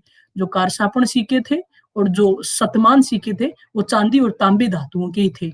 तो इन सब चीज़ों से लेके चांदी धीरे-धीरे विश्व में क्या हो रहा है? कम हो रहा है। ज्ञात चांदी जितना था, वो लोगों ने निकाल लिया था। तो इस बात को बैलेंस करने के लिए कि जो चांदी की कमी हो रही है, इसको बैलेंस करने के लिए मैं या तो कागजी मुद्रा जारी कर दूँ या सांकेतिक मुद्रा का मतलब ये नहीं है कि कोई संकेत में कि ये लो मैं आपकी तरह हाथ कर दूं, कोई मेरे से गुड़ खरीदने आओ और मैं आप हाथ कर दो कि 5, इसका मतलब आपने संकेत में बता दिया 5 रुपए का या 50 रुपए का, लो दे दी गई मुद्रा। ऐसा मत समझना। सांकेतिक मुद्रा का मतलब कागजी मुद्रा की बात कर रहे हैं। सांकेतिक मुद्रा का मतलब समझ रहे हो किस कौन सी मुद्रा की बात करें? ये कागजी मुद्रा जारी करना चाहता है, चमड़े जैसी मुद्रा या कागज की मुद्रा, इस प्रकार की, यानी कोई हल्की धातु की मुद्रा चाह रहा है कि सोना चांदी तो बहुत कॉस्टली है, उसकी मुद्रा से तो संभव नहीं है। तो प्यारे मित्रों, स्थिति ये हुई कि पूरे विश्व की हिस्ट्री को इसने देखा कि क्या ऐसा कोई व्यक्ति हुआ है कि जो सोने चांदी और तांबा जो मेन धातुएं हैं, उनके अलावा कोई और धातुओं की मुद्रा चलाई, जैसे चमड़े की, कि पोटास की शीशे की, है ना, इस प्रकार की, या कोई कागज की, ऐसी कोई मुद्रा किसी ने जारी की है क्या? ये सोच रहा है मन में। और पूरे हिस्ट्री के अध्ययन करने के बाद में इसको एक व्यक्ति का नाम सामने आया। चीन के एक राजा हुए। चीन के राजा का नाम था कुबले खां। अनिल कुंबले नहीं, केवल कुबले खां। एक चीन का राजा हुआ कुबले खां। उसने एक जमाने में कहते हैं कि सांकेतिक मुद्रा चालू की थी, वहां पे कागजी मुद्रा चालू की थी चाइना में। और बड़ा ये इसका अभियान था, ये सक्सेस रहा और इसका साम्राज्य भी बहुत महान रहा और कई वर्षों तक इस व्यक्ति ने वहां चाइना में राज किया। तो यहां से इसने प्रेरणा ली। दूसरी बात, इसने कहा यार क्या पता एक व्यक्ति को तो डेस्टिनी साथ दे दी, और देखूं देखे। फिर इसने और आगे हिस्ट्री को पढ़ा, तो एक फारस का राजा था, फारस का मतलब ईरान की बात कर रहे हैं, इसको मैं पर्शिया भी बोल सकती हूँ। यहाँ का राजा था गेथाकू खां। इस गेथाकू खां ने भी हाँ हाँ, बिल्कुल बिल्कुल शेखर, यही बताना चाह रहे थे। इस व्यक्ति ने क्या किया, फारस का शासक था गेथाकू का, उसने भी अपने टाइम पे सांकेतिक मुद्रा चालू की थी, तो वहां से भी इसको प्रेरणा मिली। और जब दो बड़े महान शासकों का, तत्कालीन समय के फेमस राजा हैं दोनों विश्व लेवल पे, कुबले खां और गेताकू का, दोनों इस सांकेतिक मुद्रा में सफल थे। तो सेम इसने उसी से योजना, उसी से अपना विचार ग्रहण किया कि जब ये लोग सक्सेस हो सकते हैं तो मैं क्यों नहीं हो सकता। और बाकायदा उसने भारत में भी सांकेतिक मुद्रा चालू करने की कोशिश की। देखो अब इसमें जियाउद्दीन बर्नी साहब है, भाविका विजय नमस्कार। जियाउद्दीन बर्नी कहती हैं कि मुद्रा तांबे की थी, क्योंकि तांबा है वो सोने और चांदी दोनों से सस्ता होता है, तो ये कहना चाह रहे हैं। दूसरी बात, जो इसामी जैसे इतिहासकार है वो कह रहे हैं ये तांबे की नहीं, पीतल की थी। और इसामी के बाद में कुछ और इतिहासकार हुए जिन्होंने कहा ये तो पीतल की भी नहीं थी, ये तो ठाट की मुद्रा थी। ठाट जानते हो? अरे जो मतलब आपने वो देखा क्या, कुछ बच्चे गांव के होंगे वो समझ जाएंगे, मतलब वो ठाट की ही मुद्रा थी। सांकेतिक मुद्रा का मेन मतलब यही है। जब गांव में जब हम छोटे छोटे थे, नानी के पास जाते थे, दादी के पास, तो लोग जो हमारे पेड़ पौधे होते हैं उनकी छाल उतारते थे, और छाल उतार के पेड़ों की, और उनको बढ़िया तरीके से कूट के, और उनका वो बढ़िया घोड़ बनाते थे, है ना। और उसके फिर हम टठेरे वगैरह बनाया करते थे अनाज रखने के लिए, उसको कहा जाता है ठाट। उसकी मुद्रा थी। ईमानदारी का मतलब सांकेतिक मुद्रा वो वाली थी। कागजों, अब कागजी तो इसलिए नहीं कह सकती, कागज उस जमाने में आया नहीं था।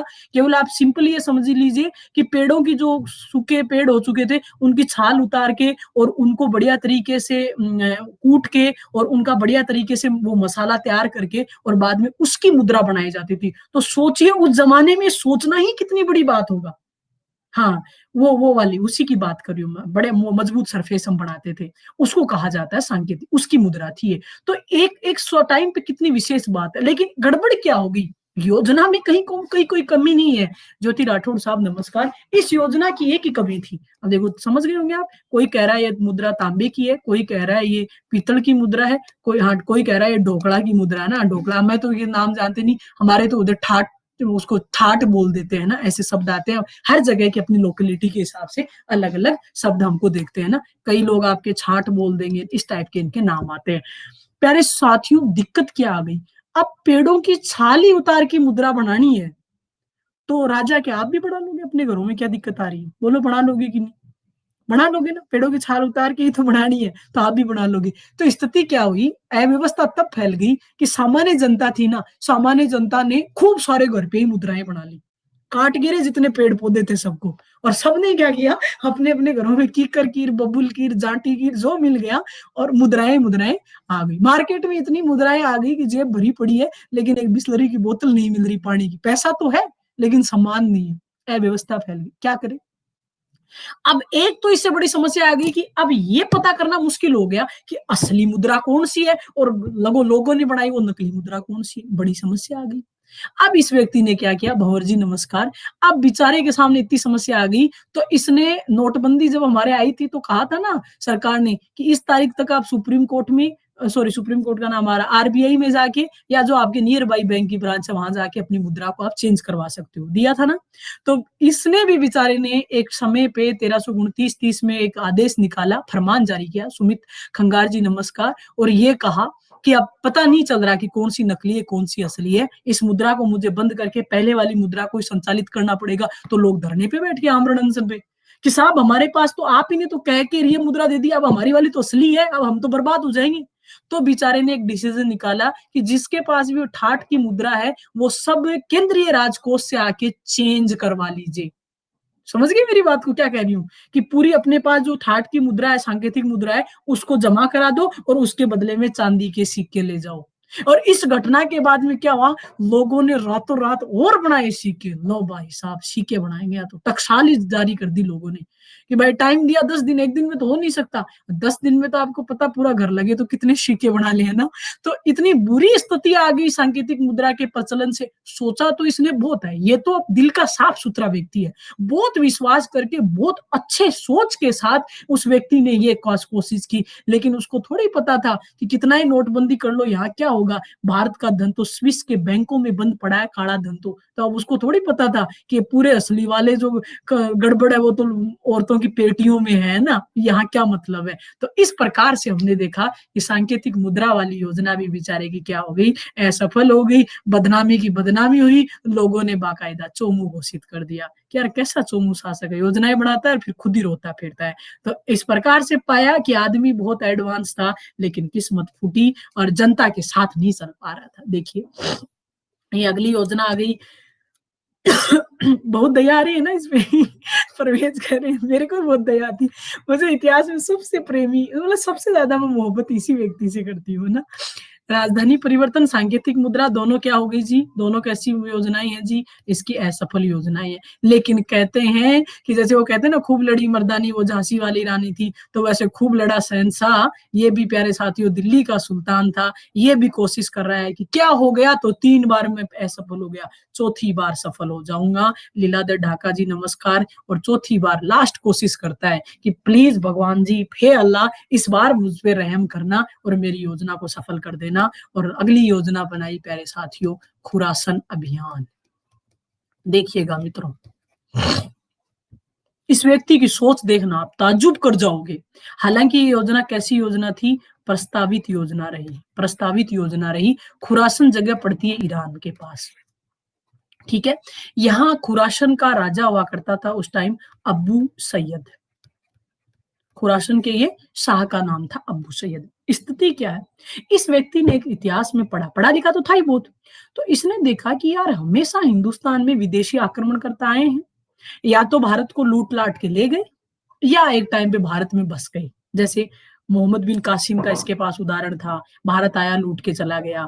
मोहम्मद गोरी का उसके पास उदाहरण था, भारत आया लूट लाट के चला गया। बोलो गया कि नहीं। सिकंदर महान भारत आया लूट के चला गया। सेलुकस निकेटर भारत आया लूट के चला गया, ठीक है। तो इसको पता चल रहा है ये मिनांडर, हर्मियस, आपका यूक्रेटाइडस, डेमेट्रियस, बहुत सारे लोग आ रहे हैं। तो उसको ये बात अच्छी समझ में आ रही है कि यार हिंदुस्तान में कोई भी विदेशी आक्रमण करता आता है मध्य एशियाई मूल से, ज्यादातर आपको पता ही, अगर हिंदुस्तान की स्थिति हम पाए बेटा, तो हिंदुस्तान में हम देखते हैं कि ज्यादातर जो आपके आक्रमण हो रहे हैं वो इसी रास्ते से हो रहे हैं। तो यानी इसी रास्ते का मतलब जितने भी जो ज्यादातर जो आक्रमण करता है वो मध्य एशिया मूल से उठ उठ के आ रहे हैं, या इधर चाइना वाइना से आ गए, कुषाण वगैरह। बाकी ज्यादातर मध्य एशियाई मूल के हैं लोग जितने भी आक्रमण करता है।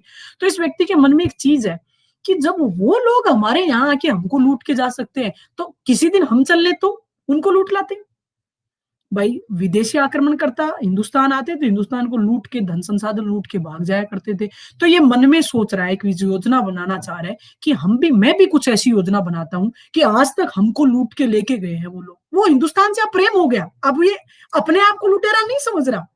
कहीं भी इनके मन में नहीं कि हम भी बाहर से आके बसे हुए हैं। क्यों, मैंने बताया ना, ये तो हमारी सभ्यता और संस्कृति के साथ घुल मिल गए, तो इसको ये लगता है मैं तो यहाँ का हूँ, मैं तो प्योर प्योर कहाँ का हूँ, भारत का हूँ। तो अब ये मन में सोच रहा है कि उन लोगों ने हमारा हमेशा शोषण किया है, उन लोगों ने हमारा हमेशा शोषण किया, हमको लूट के लेके गए, इस बार बारी उनकी, इस बार हम उनको लूट के लाते हैं और इतना सारा सोना लाऊंगा और मेरी प्रजा में खूब सारा सोना ही सोना बंटवा दूंगा। जितने मेरे से आज तक जो गलत मेरी असफल योजनाएं साबित हुई हैं, मैं मेरी प्रजा को इतना पैसा दूंगा, जब अच्छा सा पैसा ले आऊंगा तो मेरी जनता को मैं टैक्स फ्री कर दूंगा, तो जनता आराम से रहेगी और धन संसाधनों की यहाँ बाढ़ आ जाएगी। ये मन में सोच रहा है। अब इसने लगा कि मध्य एशिया में अगर प्रवेश करना चाहते हैं तो वहां क्या हो रहा है, अबू सैयद थोड़ा निरंकुश राजा है खुरासन का, और उसको लेके प्रजा में क्या है, धीरे धीरे विरोध की चिंगारी उठ रही है। अब इस विरोध की चिंगारी उठ रही है तो इस व्यक्ति ने खुद पहल की, मोहम्मद बिन तुगलक ने, और इस अबू सैयद के विरुद्ध एक त्रिनेत्री संगठन बनाने का प्रयास किया। और त्रिनेत्री संगठन में एक तो इसने मंगोल के शासक को शामिल किया। मंगोल चाइना में पड़ता है। मंगोल का राजा था जिसका नाम था तरमासरीन, इसको लिया कि भाईजान आप भी मेरी तरह कोई ज्यादा अच्छी स्थिति में हो नहीं, तो आप एक काम करते हैं, हम चलते हैं उधर मध्य एशिया वाले को। मेरे अकेले की तो बस की बात है नहीं कि भाई मेरी सेना तो एक लिमिटेड है, वो खुद बड़ा राजा है अबू सैयद। हालांकि मैं अकेला भी जीत के ला सकता हूँ, कोई बड़ी बात नहीं है, लेकिन मैं चाहता हूँ कि हम सब साथ जाएं तो जीत कंफर्म हो जाएगी, अवश्यंभावी हो जाएगी। इस बार बेचारा रिस्क नहीं लेना चाहता कि मैं अकेला चला जाऊं फिर हार जाऊं, अगर तो फिर मैं तो एक बार असफल हो जाऊंगा। तो बेटर है मैं पहले से फिक्स करके चलूं कि चाहे कुछ भी हो जाए इस बार तो जीतना ही जीतना है। इसलिए बेचारा ये त्रिमेत्री संगठन बना रहा है, अदरवाइज जरूरत ना थी इसको। तो पहले सबसे पहले मंगोल शासक तर्मासरीन से बातचीत की, पत्र व्यवहार किया, राजदूत भेजा। उसके बाद में मिस्र के राजा के, मिस्र का राजा था शाह सुल्तान, मिस्र के शासक से बातचीत की कि भाईजान तू भी उधर से आ जा, इस मध्य एशिया को हम पूरे को जीत लेंगे। तो मध्य एशिया को जीत लेंगे तो फिर 3 भागों में बांट लेंगे इसको। इसको कितने भागों में बांट लेंगे? इसको 3 भागों में बांट लेंगे। एक दक्षिण वाला आप ले लेना, उत्तर वाला मैं ले लूंगा, और जो पूर्व वाला हिस्सा है वो हम किसको दे देंगे? तर्मासरीन को दे देंगे। और इस प्रकार मध्य एशिया पे अपना अधिकार हो जाएगा, भौगोलिक विस्तार भी कर लेंगे, और खूब सारा पैसा है वहां से वो भी लेके आ जाएंगे। और इसने बहुत अच्छी योजना बनाई और बाकायदा सब चीजें ठीक हो गई। और इस योजना के क्रियान्वयन के लिए उत्साह है बहुत, अंदर से बहुत खुशी हो रही है, ऐसे लग ही रहा है बस जाएंगे, जाते ही जीत के ले आएंगे। तो सबसे पहले क्या किया जी, 3,70,000 की सेना भर्ती की। कितनी सेना बढ़ाई? वो लोग तो हालांकि कम कम ही सेना ले रहे हैं, लेकिन भाई योजना इसकी है, चाहता है सबसे ज्यादा बेनिफिट मेरे को। तो खुली भर्ती निकाल दी कि जो भी फौज में भर्ती होना चाहे आ जाओ। अब पता है हिंदुस्तान में बेरोजगारी कितनी थी?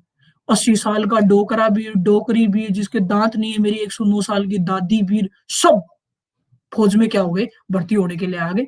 क्योंकि खुली भर्ती है, कोई एग्जाम नहीं देनी, कोई एग्जाम नहीं देनी। टेस्ट भी सामान्य है, टेस्ट भी बहुत सामान्य है। टेस्ट में भी ये कहा गया कि कोई बात नहीं, आपको युद्ध करना नहीं आता, कोई बड़ा इशू नहीं है, आपको घोड़े पे बैठना भी नहीं आता, कोई बात नहीं है, हम आपको ट्रेनिंग में सिखाएंगे सब चीजें।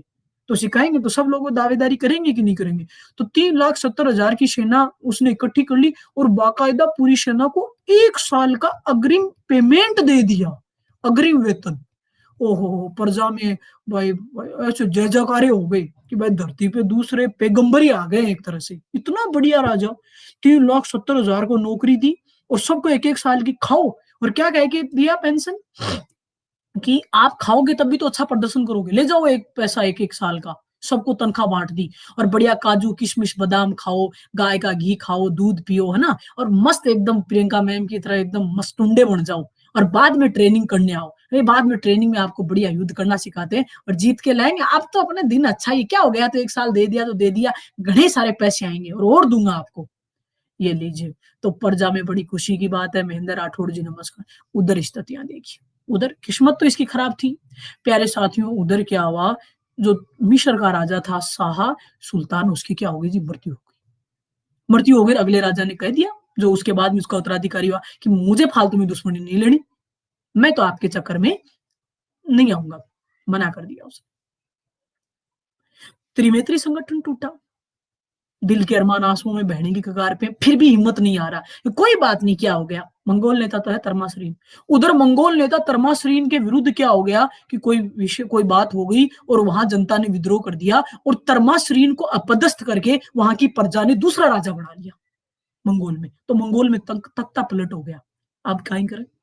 बच गया कौन? अकेला, बच गया अकेला। और स्थिति, चलो फिर भी अकेला भी जाता बेचारा, कुछ तो करता, लेकिन दिक्कत तब आ गई जब हम ईरान जा रहे थे, खुरासन, खुरासन में अबू सैयद के विरुद्ध दिक्कत थी, है ना, अबू सैयद को लेके लोग नाराज थे। अबू सैयद ने एक टाइम पे जब लगा कि यार मेरा बहुत विरोध हो रहा है, जनता की जितनी भी बातें थी ना, जनता की जो भी उसके प्रति जो दिक्कतें थी या जो भी उसका शोषण था, वो सब भला राजा बन गया। जैसे अशोक था, वो युद्ध घोष को अपना छोड़ के धम घोष अपना लेता है, तो उसी प्रकार से एकदम डाउन टू अर्थ राजा बन गया कि मेरी प्रजा जो कहेगी मैं करूँ, वही करूंगा, आज के बाद में मुझे आप हटवाई नहीं, कोशिश मत कीजिए। तो राजा के प्रति प्रजा का प्रेम उभरा है कि चलो कोई बात नहीं, जो राजा ने गलती मान ली तो जनता भी उसके साथ, और उसकी स्थिति वहां पे फिर मजबूत। अब क्या करे बेचारा, अब सेना भंग करी, कोई बात नहीं करती। अब जनता से हाथ जोड़ रहा है, यारो 1 साल का पेमेंट दिया था, जितना बच रहा है उतना वापस राजकोष में जमा कराओ, मैं बर्बाद हो गया। जनता क्या करे? अरे कोई भी आदमी चाहे कितना ईमानदार हो, 1 साल का एडवांस मिल गया, वापस देगा क्या? सब लोगों ने, भाई साहब हम तो खा के बढ़ गए, पिल्लू जी हमारे पास कहाँ है? हमारे पास तो कुछ नहीं है ना। तो 1 रुपया भी राजकोष में वापस नहीं आया। पूरा 3,70,000 की सेना को जो 1 साल का अग्रिम पेमेंट दिया था, वो जनता खा पी के डकार मार गई। योजना क्या हो गई जी? असफल हो गई। अब देखो थोड़ी देर पहले वो जो कह रहे थे, क्या नाम है उनका, भूल गई नाम, अभी ऊपर आ रहा था। अब आपको ये तो समझ में आ गया कि भाई योजना में तो कोई कमी नहीं है, दूरदर्शिता में भी कोई कमी नहीं है। हिंदुस्तान का पहला व्यक्ति होगा जो ये सोच रहा है कि उन लोगों ने हमको बहुत लूटा, इस बार हम लूट के लाएंगे। ये सोचना ही अपने समय में बहुत बड़ी बात है मित्रों। लेकिन बेचारे की किस्मत इतनी फूटी कि सब गड़बड़ा गया। तो हमने देखा कि ये योजना भी क्या हो गई, इसकी असफल हो गई। फिर भी देखिए हारा नहीं व्यक्ति, फिर भी आप फिर कहते हो, आप बताओ कितना अच्छा राजा। ऐसे आपको ऐसे नहीं लग रहा कि आप हो तो हम उसको जाके लव यू बोल रहे हैं कि यार तू टेंशन मत कर यार, हम तेरे साथ हैं, है ना। अब देखिए अगला अभियान चलाया इसने, कराचील अभियान। अब देखिए स्थिति क्या हुई। परवेज जी, कराचील जो था क्षेत्र, ये हिमाचल प्रदेश के आसपास पड़ता है और हिमाचल प्रदेश में कुमायूं की पहाड़ियां थी। किसी बड़े सूफी संत ने और साधुओं ने भविष्यवाणी की कि उसके उस पार खूब सारा धन संसाधन है और जो कुमाऊं की पहाड़ियां जड़ी बूटियों से भरी हुई हैं और यहाँ बहुमूल्य रत्नों के खजाने हैं, बहुमूल्य रत्नों के खजाने हैं। मन में बना लिया विचार कि को ऐसे तो कुछ हो नहीं रहा, चलते हैं सेना लेके, निकाल के लाते हैं खजाना, रोज दीर कैसे तो करके राज्य को काम चलाएं। और बाकायदा कहते हैं कि फिर से 1-1.5-2 लाख की सेना भर्ती की। इस बार हालांकि एडवांस पेमेंट नहीं दिया, इस बार ये कहा कि अच्छा सा प्रशिक्षण लो और चलो मेरे साथ, जीत के जो भी लाओगे उसमें आपका मैं हिस्सा दे दूंगा। बोलो ठीक है, हो लिए जनता 1.5-2 लाख। अब प्यारे मित्रों, इसको ये पता नहीं है बापड़ा दिल्ली के आसपास रहा। अब दिल्ली की ठंड से ही जानता है, इसको थोड़ी पता है कि तिब्बत की सर्दी कितनी होती है, ये थोड़ी जानता है। आज आज तक हमारे सैनिक है वो तिब्बत की सर्दी को नहीं झेल पाए सैनिकों के लिए। तो उस जमाने में खूब मोटे मोटे बिस्तर लेके गए, पर उनसे कहाँ तिब्बत की सर्दी रुकेगी, -50 डिग्री पड़ी रहती है। तो कहते हैं कि ये चला गया, सेना को ले गया और सेना तिब्बत की सर्दी में मर रही है और सेना कह रही है वापस ले चल, लेकिन वो चाह रहा है कि इतना नजदीक आके वापस जाना अब सही नहीं है, कैसे भी करके कुछ बचे वही ठीक है, चलो चलो। और उन्हें बहुत फोर्सफुली सैनिकों को तिब्बत की सर्दी में झोंक दिया और कहते हैं मात्र 13 लोग जिंदा बचे। 2 लाख की सेना में से मात्र 13 लाख का नाम आ रहा है, 13 व्यक्ति जिंदा बचे 2 लाख में, बाकी सब लोग तिब्बत की सर्दी में मर गए। अब वापस आगे दिल्ली मुंह किसको दिखाए रे? बोले पैसा लाया, बोले पैसा तो नहीं लाया। औषधि लाया, औषधि भी नहीं लाया। अरे सेना तो लाया क्या? वो भी नहीं लाया। अरे तो उनकी डेड बॉडी तो दे, दफनाए तो सही, वो भी नहीं है। तिब्बत की सर्दी में कहाँ लाएगा, वो खुद डेड बॉडी हो जाएगा जाके। अब सोचो बदनामी। अब घर वाले माफ करेंगे क्या? जूते नहीं ले ठोकेंगे इसके पकड़ के कि भाई आदमी को मार दिया, वही बहुत बड़ी बात है, कम से कम उसके अंतिम दीदार के लिए तो कोशिश की जाएगी। दीदार कहाँ से करोगे? आज भी हम हमारे से कहीं भी अगर विदेश में भी कोई व्यक्ति मरता है तो हम कोशिश करते हैं ना, ये महीनों 2-2 महीनों तक बाद में उसकी डेड बॉडी पहुंचाई जाती है। दूसरे आपस में चाहे संबंध हमारे अच्छे नहीं होंगे ना, तो भी हम पहुंचाएंगे उसकी डेड बॉडी को। बोलो। और ये तो सबको मारा है, 13 व्यक्ति आए, वो भी कोई, किसी का पैर खराब हो गया बर्द सर्दी से, किसी का नाक खराब हो गया, किसी की आंखें खराब हो गई, और वो बेचारे कह रहे हैं कि अरे बचाओ हमको इस कंकाल से, ये तो भाई काल है, एकदम मार के ही छोड़ेगा। अब फिर जनता जब कहरा रही है तो दर्द नहीं देखा जा रहा, दिल का तो कितना साफ है। तो क्योंकि देखो अब चाहे मुझे मार दो, वो जो हो गई वो तो गलती हो गई, मैं क्या करूंगा, तो अच्छा ही करने गया था। लेकिन जो जो सैनिक मरे हैं उन सबके घर वालों को मुआवजा राशि दूंगा, क्षतिपूर्ति दूंगा। तो बेचारे ने राज्य के जो सोने चांदी के बर्तन और अपनी बेगमों के गहने थे वो भी बेच दिए, ताकि क्या कर सके, ताकि जो सैनिक मरे हैं उनके घर वालों को क्षतिपूर्ति राशि दे सके, मेकअप राशि दे सके। पूरा साम्राज्य सड़क पे आ गया है और योजना क्या हो गई है, असफल हो गई है। बहुत रोज आ रहा है, बहुत क्या आ रहा है जी, रोना आ रहा है। अगला अभियान नगरकोट विजय, अपनी जिंदगी का एकमात्र सफल अभियान। 1327 में पंजाब के कांडला जिले का एक क्षेत्र था नगरकोट, इसको इसने जीता। बस अपनी जिंदगी में ये एक ही जीत है उसकी, अपवाद, नगरकोट की विजय। बाकी उसने अपनी जिंदगी में कभी कहीं जीत हासिल नहीं की। प्यारे साथियों एक बात और बताऊं, ये देखिए ये हो गया खुरासन अभियान, ठीक है, ये हो गया आपका कराचील अभियान और ये आपका हो गया नगरकोट की विजय, ठीक है। उससे आप पहले एक बात सुनिएगा आप मेरी यहाँ पे, प्यारे मित्रों, इसी के काल में एक बड़ा व्यक्ति भारत आया, इब्ने बतूता, पग में है जूता, है ना? इब्ने बतूता इसी के काल में 1333 एडी में भारत आए थे। इब्ने बतूता मोरक्को के निवासी थे। ये मोहम्मद बिन तुगलक के काल में हिंदुस्तान आए। मोहम्मद बिन तुगलक ने इनको दिल्ली का प्रधान काजी नियुक्त किया, लेकिन एक बार इन्होंने भ्रष्टाचार करने की कोशिश की तो इन्होंने काजी को भी नहीं बख्शा। इन्होंने काजी, देखो बुद्धिमान तो है, बल्कि काजियों को सजा देने में तो राजा की जान निकल जाए, क्योंकि जो धार्मिक व्याख्याकार वर्ग था उसको कोई सजा नहीं दे सकता था। इवन अगर मुस्लिम राजा है तो वो हिंदू ब्राह्मण को भी सजा नहीं देगा, देगा तो वो डरेगा। अगर हिंदू राजा है, मान लो कोई भी हिंदू राजा है, तो वो मुस्लिम कोई मौलवी या उलेमा वर्ग का व्यक्ति है ना, काजी या मुअत्सिब टाइप का व्यक्ति है, तो वो डरेगा उसको सजा देने में। बाकायदा उन सब चीजों में उनको छूट हुआ करती थी। तो जब काजी ने गड़बड़ की तो ऐसा नहीं कि चलो काजी साहब है इनको तो बख्श दो, बाकायदा उसको भी उसने क्या दी, सजा दी। तो बुद्धिमान तो बहुत है ना, जनता में भेदभाव नहीं कर रहा कि काजी है तो यार अपनी जगह है, ये थोड़ी तो भ्रष्टाचार करेगा।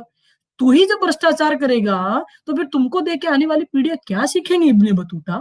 तो बाकायदा कहते हैं काजी था इसके राज्य का प्रधान, लेकिन जेल में डाल दिया। किसको? इब्ने बतूता को। तो इब्ने बतूता की तो हालत पतली, क्या ये तो गड़बड़ कर दिया है। ऐसे ऐसे पागल आदमी के कहाँ पानी पड़ गया, मैं तो भारत घूमने आया था और इसके कहने पे काजी बना रहे तो मेरे को ही टपका है। आगे चले देखिए, इस इब्ने बतूता ने किताब लिखी, किताब उल रेहला। उस किताब उल रेहला को हम सफरनामा भी बोलते हैं। उसका दूसरा नाम क्या? सफरनामा है। एक सवाल यहाँ पे आएगा, ये किताब कौन सी भाषा में लिखी गई है? तो आपको याद रखना है ये किताब है वो अरबी भाषा में लिखी गई। क्यों? क्योंकि इसलिए आपको याद रखना है कि जो सल्तनत काल था उनकी राजकीय भाषा थी वो फारसी थी। सल्तनत काल की राजकीय भाषा क्या थी जी? फारसी थी। लेकिन अपवाद स्वरूप कुछ किताबें हैं जो अन्य भाषाओं में लिखी गई, तो ये जो किताब थी वो फारसी में ना लिखी, अरबी में लिखी गई। तो ये सवाल आपसे पूछ सकता है। क्लियर? हालांकि हमारी कुरान शरीफ भी अरबी भाषा में लिखी गई है ना, तो ये अरबी भाषा की किताब थी। प्यारे साथियों, इब्न बतूता हरियर जो प्रथम का काल था, उर्दू भी थी या नहीं? हाँ उर्दू थी ना, क्यों नहीं थी? ये जो हरिहर प्रथम का काल है, उर्दू उर्दू आगे अमीर खुसरो के काल में आ गई थी उर्दू भारत में।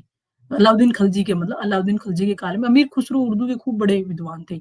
उर्दू तो हिंदी से निकली है ना, अरे हिंदी से ही तो उर्दू निकली बावड़े। संस्कृत से हिंदी निकली, हिंदी से उर्दू निकली, तो उर्दू तो आ गई थी। आगे देखिए, इसने हरिहर प्रथम था ना, हरिहर प्रथम आप जानते हो विजयनगर का राजा था, संगम काल का, है ना? तो हरिहर प्रथम के काल में इसने बाकायदा विजयनगर की यात्रा भी की थी।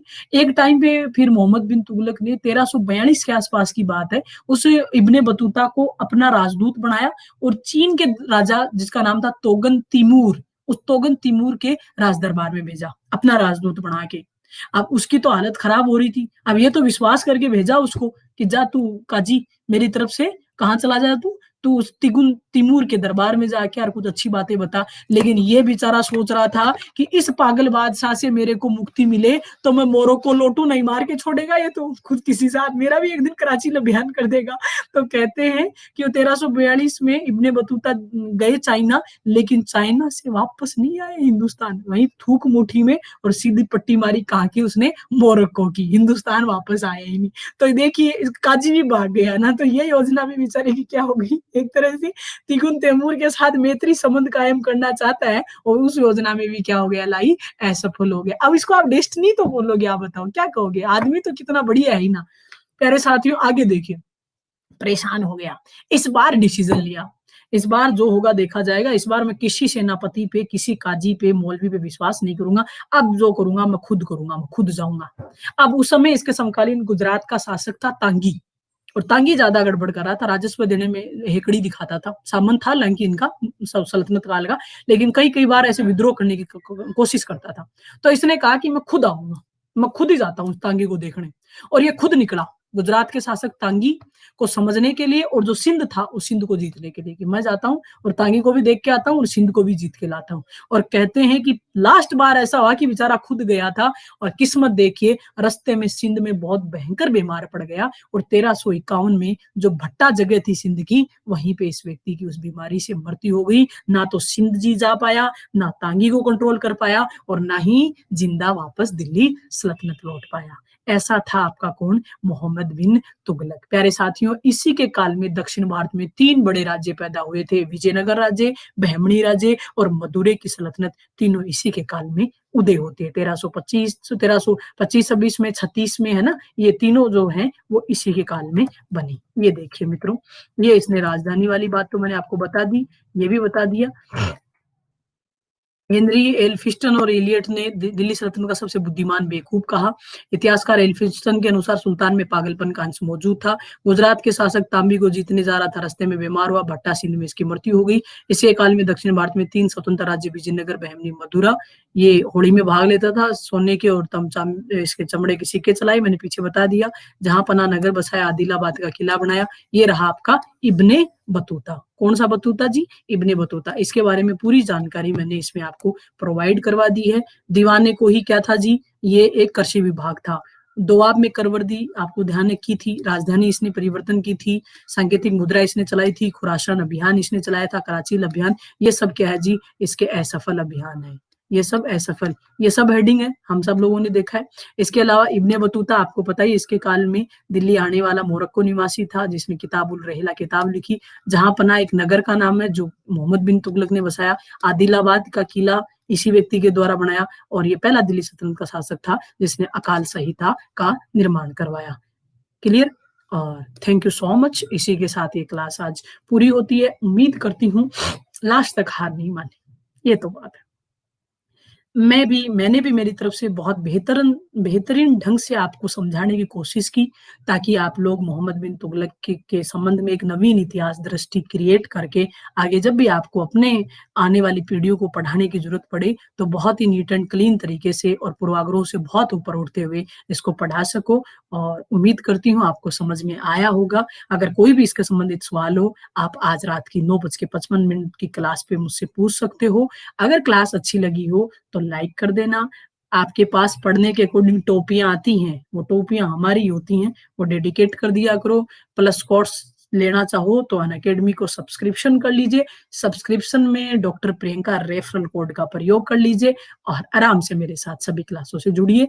30 नवंबर से, इसी महीने की 30 तारीख से मेरा मिडाइवल हिस्ट्री का नया बैच चालू हो रहा है। इस बार हिस्ट्री पूरा मेरे ही पास है, एंसेंट मेरा चल रहा है, अभी 22 तारीख को पूरा होगा, फिर 4-5 दिन की छुट्टी आएंगी, फिर 30 तारीख से मेरा नया बैच चालू होगा मिडाइवल का, पूरे 1 महीने चलेगा प्लस कोर्स पे, और उसके बाद में मॉडर्न इंडिया। तो जो भी हिस्ट्री को बेहतर ढंग से पढ़ना चाहे वो मेरे साथ क्लासों में जुड़ सकते हैं। सब लोग अनअकैडमी ऐप को डाउनलोड करके मुझे फॉलो कर लीजिए ताकि नोटिफिकेशन आपके पास आते रहे। अब फिर मिलूंगी एक बार आपको शाम को 4:30 से 5 बजे तक यूट्यूब क्लास में, जिसमें मैं पूरे भारत जो होने वाले हमारे राजनीतिक और गृह क्षेत्र के जो यज्ञ हैं उन सब की अच्छे से डिटेल से बात करेंगे। और उसके बाद में मिलूंगी रात को 9:55 पे आपको किसी दूसरी स्पेशल क्लास के साथ। तब तक के लिए जय हिंद, जय Bharat. Okay, thank you so much.